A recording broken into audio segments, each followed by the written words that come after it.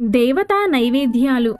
మీ సమస్యలు తీరాలంటే ఫలానా దైవానికి ఫలానా నైవేద్యం పెట్టండి అంటూ చెప్పుకొస్తుంటారు.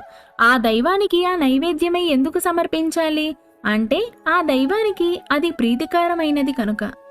దుర్గాదేవికి చిత్రాన్నం, సరస్వతీదేవికి పప్పు బెల్లం, వినాయకుడికి ఉండ్రాళ్ళు కుడుములు ప్రీతికరమైనవి. ఏదైనా కామ్యసిద్ధికి పూజలు, వ్రతాలు, నోములు చేసినప్పుడు ప్రీతికరమైన నైవేద్యాలు సమర్పించడం ద్వారా శీఘ్ర ఫలం ఇస్తుంది. శివునికి అత్యంత ప్రీతిపాత్రమైన నైవేద్యం చిమ్మిలి. ఏకాదశి సోమవారం కలిసిన నాడు ఈ నైవేద్యం ఆ మహాదేవునికి సమర్పిస్తే సమస్త భాగ్యాలు ప్రసాదిస్తాడు. శ్రీ మహావిష్ణువుకు చక్ర పొంగలి ప్రీతికరమైన నైవేద్యం. పచ్చకర్పూరం వేసి చేసిన ఈ నైవేద్యాన్ని స్వామి ఇష్టంగా ఆరగిస్తారని చెప్తారు. వినాయకుడికి ఉండ్రాల కంటే కుడుములే అత్యంత ప్రీతిపాత్రమైన నైవేద్యం. భాద్రపద చవితి నాడు ఏ మాసంలోనైనా చవితి తిథి నాడు మాత్రం ఉండ్రాలను చాలా ఇష్టంగా ఆరగిస్తారని చెప్తారు. సుబ్రహ్మణ్యునికి పాలు బెల్లం కలిపి వండిన పాయసం అత్యంత ప్రీతికరం. శ్రీ మహాలక్ష్మీదేవికి కొబ్బరి పాలతో వండిన పాయసం గాని బూరెలు గాని నైవేద్యంగా సమర్పిస్తే ఆ తల్లి సకల సంపదలను ఇస్తుంది. దుర్గాదేవికి పులిహోర అత్యంత ప్రీతికరం. దీనిలో కాస్తంత పులుపు ఉండాలి. శ్రీకృష్ణుడికి అటుకులు బెల్లం అత్యంత ప్రీతికరం. శ్రీరాముడికి పానకం వడపప్పు ప్రియమైన నైవేద్యం. శ్రీ సత్యనారాయణ స్వామికి గోధుమ రవ్వ హల్వా ప్రీతికరం. శ్రీ కాళికాదేవికి మినపగారెలు నైవేద్యంగా సమర్పించవచ్చు.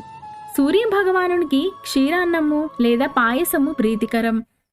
చంద్రునికి వెన్నపూస పాలకోవా ప్రీతికరం. కుజుడికి కోవాతో చేసిన బూరెలను నైవేద్యంగా సమర్పించవచ్చు. బుధుడికి పెసలతో చేసిన వంటకాలు ఇష్టం. గురుడికి శనగలతో చేసిన పదార్థాలు ప్రీతి. శుక్రుడికి ఆవు పాలతో చేసిన పాయసం ప్రీతి. శనికి నువ్వులతో చేసిన చిమ్మిలి సమర్పించవచ్చు. రాహుకి మినుముతో చేసిన వంటకాలు లేదా మినపగారెలు సమర్పించవచ్చు. కేతువుకి ఉలవలతో చేసిన వంటకాలు సమర్పించండి. తిరుమల వెంకన్నకు నెయ్యి, పచ్చకర్పూరంతో కలిసి చేసిన బూందీ లడ్డు అంటే ప్రీతికరంగా ఆరగిస్తారని ప్రతీతి. ఆంజనేయ స్వామికి అప్పాలు అత్యంత ప్రీతికరమైన నైవేద్యం. షిరిడీ సాయికి జొన్న రొట్టెలు లేదా గోధుమ రొట్టెలు ప్రీతికరం. పార్వతీదేవికి పాలతో చేసిన పాయసం సమర్పించవచ్చు. శ్రీ రాజరాజేశ్వరీదేవికి చెరకు ముక్కలని చెరుకు రసం గాని నివేదిస్తే సమస్త మంగళాలు కలుగుతాయి.